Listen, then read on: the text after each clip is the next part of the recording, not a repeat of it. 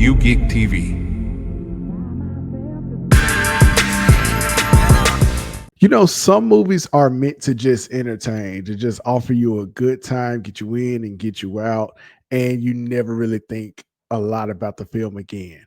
But some films exist just to remind you of why you love movies in the first place. Sinners is one such movie. Let's get into it.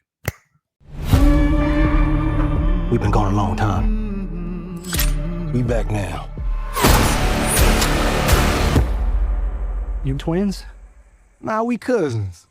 Welcome back to U-GeekTV. I'm your host, Jarius, the Unapologetic Geek, and I'm back with another unapologetic review. And like I said in the open, we're going to get into Sinners, which is a cinematic event directed by Michael Coogler. It's also written by Michael Coogler, and it's actually inspired by stories of his uncle, as well as I guess a couple stories about his grandfather. Both have roots in Mississippi, which that was a pleasant surprise, me and someone from Mississippi. And this film is really good and really gets into the heart and soul of what makes Southern Gothic so special. And I really want to just unpack that throughout this review. But first, of course, like, subscribe, comment, all of that good stuff. I appreciate you. And let's really get into this film. Now, I'm not going to have a whole lot of spoilers in this video. I actually have some other videos planned that get into spoiler territory, so I won't spoil anything here. And if I do get into anything, it'll be some mild spoilers, but just parlay with me. First of all, it's best to see this film the way it was intended to be viewed. Now, I'm not one of those lucky people who live in the state that has 70 millimeter or whatever it is film, projection screen, IMAX, thingamajigger. I'm not one of those people. I would love to experience that one day, but I'm just not there. However, I was able to go to an IMAX theater that didn't have the 70 millimeter film, but it was still very good. And honestly, IMAX is the way to view this film. That huge screen, all of those bright, vibrant colors, and the sound. The sound is just chef's kiss. And it lends itself very much so to the sound of the movie and the story that tells. Like, it's just so crisp. It was beautiful to hear. It's a wonderful film to view throughout, and IMAX is absolutely the best way to view it. So if you can, please experience this movie the way it was intended. Getting back to the Southern Gothic side of things, it's the way it blends like that Southern charm in the music and the horror and the characters and the love story. All of it just comes together in this wonderful painting of sorts, this wonderful piece of art. Ryan Coogler has really shown throughout this film his gift of bringing an ensemble cast together. It kind of reminds me of James Cameron, who does really well with ensemble casts. Ryan Coogler showed us this in Black Panther, Wakanda Forever, which you all know how I feel about that. But anyways, his direction and the way he's able to bring the entire cast together to make something special, it's uncanny. It has to be studied, and it's just one of his greatest strengths outside of his writing and his slick direction. Speaking of his writing, this film is split up into two distinct parts. At the beginning, you're really following the SmokeStack twins, who are returning to Clarksdale, Mississippi after spending some time, I believe about 7 years in Chicago. They come home, they want to start a juke joint and really go straight, like go through the straight and narrow way of life, not living fast and murderous and all that kind of stuff. And you empathize with that vision in the first place, just leaving who you were behind in order to become a better you. And that's what these brothers want. The beginning of the film is really their return to Mississippi, their homecoming. When they come home, they link up with their cousin Sammy, aka Preacher Boy, who is played absolutely perfectly by Miles Caton.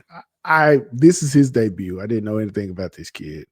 Apparently he's been like a background singer for her for quite some time, and she encouraged him to try out for this role, and he knocks it out of the park. And he's so small in stature, but his voice is magnetic and it's so big. And his side of the story is also powerful. Like, he's a kid who wants to get out of sharecropping, who has dreams of being this blues singer. And he's one of those people that when you hear his voice, like outside of this being a movie, if he wanted to be a blues singer, he could absolutely do this shit. He can do anything he puts his mind to. He has a phenomenal talent, not only for acting, but for singing as well. And it's one of the bright points of the film. But anyways, the Smokestack twins, they link up with Sammy, and then they just go through these characters who are all interesting from the get-go in their own right. And the film just moves really smoothly and setting up the story, and there's still gravitas, and there's this magical side of it that makes you feel like you're watching a film to determine if these two brothers can break bad and they can really make it and achieve their dreams. And it's wonderful storytelling. Honestly, that film on its own would have been enough just to see how things unfolded with all of these characters who are catching up after all these years of being away from each other. And to see that play out on screen, I believe would have been a beautiful story as well. And honestly, the way it was going probably would have been Oscar worthy. Then the second half of the film, and there's this distinct moment where it turns for me from a family kind of getting back to your roots type of drama into this superb horror film. I'll even get into the scene. It's light spoilers, but there's this scene where Preacher Boy is playing, aka Sammy, is playing, and it's just this beautiful one shot. Now, I'm not going to give away what all happens here, but it's just wonderful to see. And you see all these people having a good time, and this is like the bright point of the night. And by the way, the whole story takes place throughout just a single day. And the camera just pans around the club, and then it goes up into the air, and it comes back down, and there are your villains. At that moment, it turns into a horror movie. The back half of this is a great horror film. Now, it's not necessarily full of a bunch of jump scares. To me, that's cheap horror anyway. It's more atmospheric, more psychological. It really gets under your skin, but at the same time, it's also telling a beautiful story in its own right as well. Now let's get into performances. I gotta go back to the Smokestack twins. Michael B. Jordan is playing both Smoke and Stack, and he does a great job of giving them their own individual personalities. He does not phone this in. Now, I know a good bit of this is probably Michael B. Jordan, just his great acting anyway. Like, he's really good. But also, I believe a good bit of this is Ryan Coogler and his writing and his direction as well. Even if they didn't wear like their own colors, I believe Smoke wears blue and Stack, he wears a lot of red. You would still know who is who just by how they talk, how they carry themselves. Like, Smoke is more serious, and Stack he's that fun, cool cousin that you had that honestly, it's a little less serious than he should be with the lifestyle that he's living. But Michael B. Jordan once again lends an incredible charm and a great command of the screen that not a lot of actors have. And it makes him one of the best actors in Hollywood at this time to me. I've already talked a bit about Miles Caton, and if you're just going by what I said about him, you think he was the one that stole the show. No, it's Delroy Lindo who steals the show. Delta Slim is such a great character. Now, he is a drunk, and he is one of those characters that you just love to hear his dialogue. You really want to hear what it is he has to say. He's fucking hilarious. But when he's serious, he's very serious. He has that kind of that old sage advice. And being from Mississippi, anybody who is from Mississippi or really from the South, we know that old school Southern degenerate who has a heart of gold, but they've committed like so many crimes and sins in their past. They don't necessarily feel like they're worthy of grace when they absolutely are. And Delroy Lindo, that just shines through the screen every time he's on it. He has several great scenes in here. One particularly good one at the end. But yeah, throughout, I just kept thinking this man might be getting an Oscar for this. Going back though, his best competition or his greatest competition in that category is definitely going to be Miles Caton. And for me, Michael B. Jordan is a early front runner for best actor. Like these performances were that good. Then there's Jack O'Connell, who plays Remmick, which is the big bad, the lead vampire in this film. Phenomenal performance yet again. Like he gives Remmick such like there's this dangerous glee that Remmick has. But again, when it's time to get serious, he really, really, really gets serious. And there's a phenomenal musical, yes, musical, I said it, piece where Jack is just singing his ass off in it's like an old Irish folk song or something like that. And it's an incredible moment. And honestly, with all of this music in this film being so great, that musical number is the one that stands out the most to me. Not only because of how he sang it, but again, the direction of Ryan Coogler and how he shot that particular scene. And it's so uneasy, but that song slaps. It fucking slaps. Like it's still stuck in my head. Getting back to his performance, though, Jack O'Connell is so good in this film. I would submit his name as far as being like a potential best supporting actor candidate as well. And I know everybody can't get a nomination, but I wouldn't have any problem with it. He's very scary, very intimidating, but at the same time, again, he's very charming and he expresses that Southern charm right before expressing that Irish charm.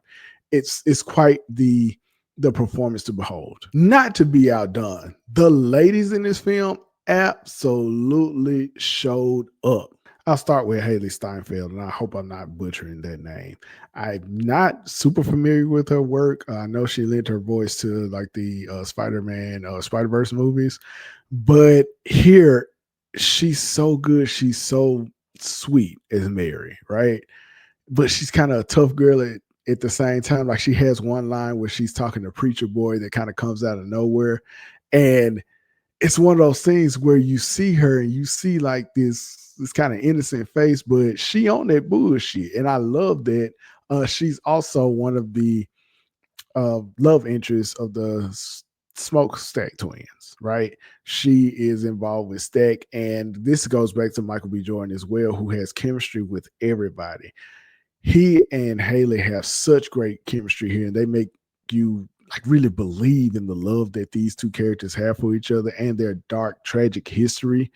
That feeling of abandonment that Haley had when Stack actually left Chicago. Or was it Mississippi? No, he left Mississippi, left her in Mississippi or whatever for Chicago. And she has that hurt that she still lingers on when it comes to him. And you feel that every time they're on screen together and they're having their will they, won't they kind of moment. But her performance is just as important to this film as Michael B. Jordan's in a lot of ways when it comes to their relationship. And she does a phenomenal job. Then there's Wunmi Musako. Please forgive me if I'm butchering that name. No disrespect at all. She is enthralling as Annie, who is the love interest of Smoke.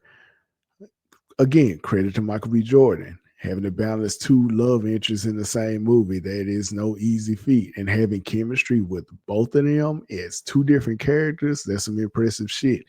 But Annie is a force to be reckoned with. She on the bullshit, but in a different way than Haley is. At the same time, she holds her man down. They have a tragic backstory too that's fleshed out very well. It's not spoon fed to you, but these are two characters who clearly love each other, and that relationship that they once had bleeds out on the screen, as well as a relationship they probably should have. That comes through too as the movie plays out. Very, very good casting all around.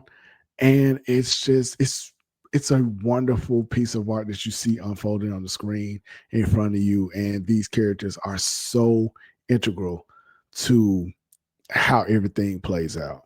Rounding out the women's side of things is Jamie Lawson as Perlene and Lee Jun Lee as Grace.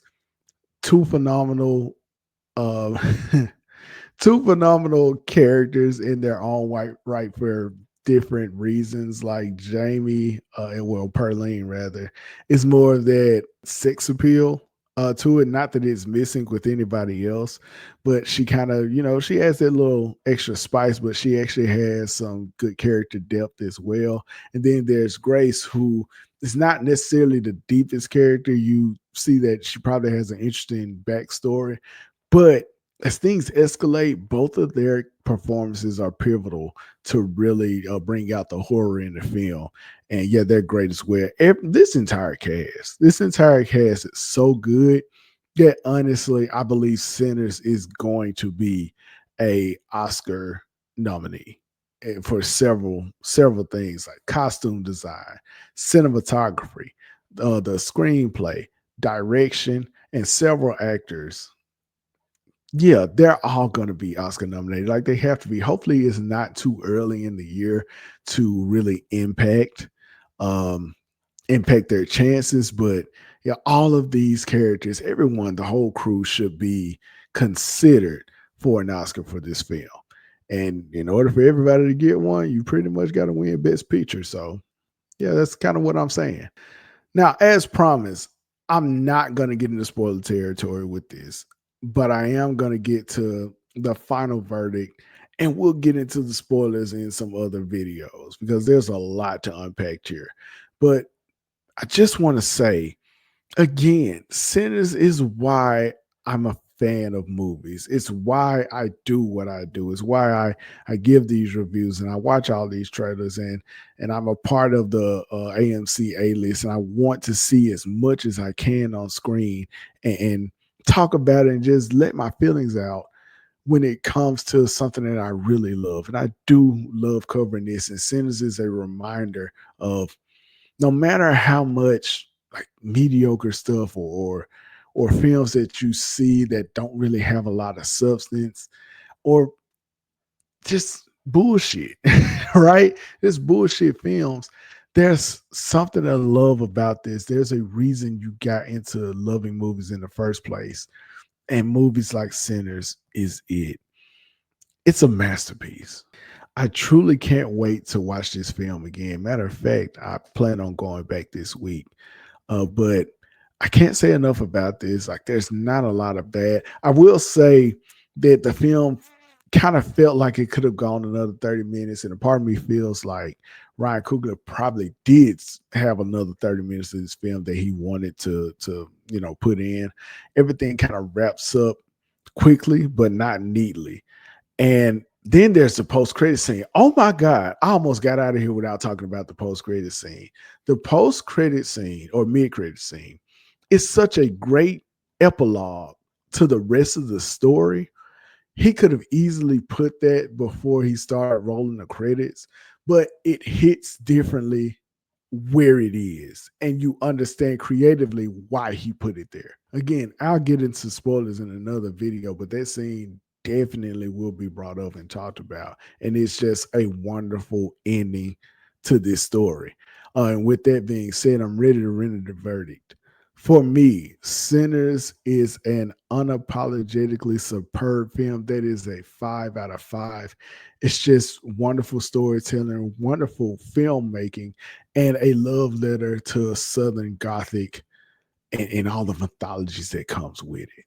It's a love letter to vampire films as well. It's wonderful. It was made with a lot of heart and a lot of care, and you can tell that as much as this story meant to the director, it was equally important to everybody in the cast as well.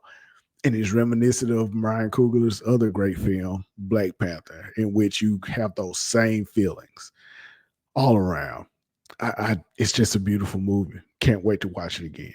With that being said, Sinners, have you seen it? How did you like it? What did you think about it? Let me know in the comments. Like, share, subscribe. I appreciate you. And until next time, I'm Jarius, the Unapologetic Geek, and I am out. U-GeekTV.